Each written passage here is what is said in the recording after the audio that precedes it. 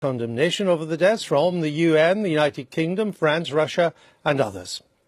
And we're joined now by the chairman of Conservative Friends of Israel, Crabb. Welcome to the programme. Now, even when faced with serious social unrest, when is it acceptable to shoot civilians? I think it's important to understand what was going on the Gaza border on Monday, because it wasn't quite, as some commentators and also Emily Thornberry from the Labour Party said yesterday. But address my question. What happened on Monday? There was a deliberate and highly orchestrated attempt to use legitimate protests, citizens, as cover for an attempt to breach the border using fighters from the groups Hamas and Islamic Jihad, and to bring an attack onto Israeli soil. And which country on earth, in those circumstances, faced with that kind of provocation, what country on earth would we say to them, you cannot defend your citizens, you can't defend your border? Which democracy on earth would kill 60 protesters with guns? Which democracy would do that? And look, there's nothing about what happened on Monday and the loss of life that isn't tragic and deeply upsetting. But who else would do that? 2,700 injured, some of them seriously, many, because they were being shot in the legs, have had their limbs amputated. Look, we know social unrest is difficult.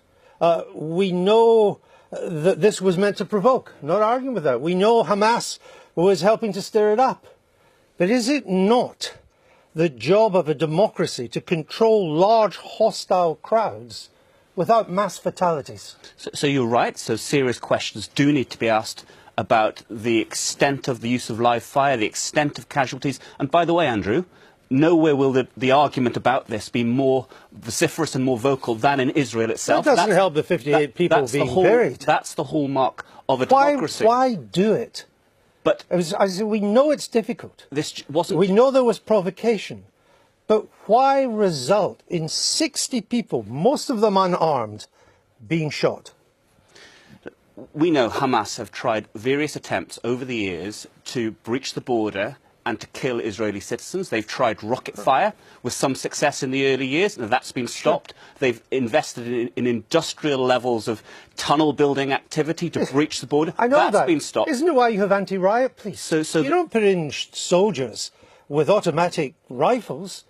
You have anti-riot police to control this. But this wasn't just about meeting the challenge of noisy, loud, vocal demonstrators. There was a deliberate attempt to use citizens, Gazans, as a human shield for Islamic Jihad and Hamas fighters. But how much incoming fire did the Israeli soldiers take? Well, we know for a fact that 24 of the 58 who were tragically killed on Monday were known fighters from Hamas and Islamic Jihad. But normally... And we know that 8 of them were killed in an exchange of live fires. These were not unarmed citizens. But how much incoming fire was there to justify the deaths of 60 Palestinians?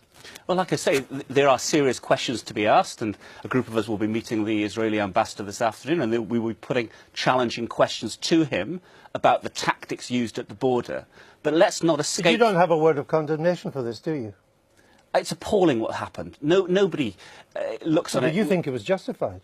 I'm not saying it's justified.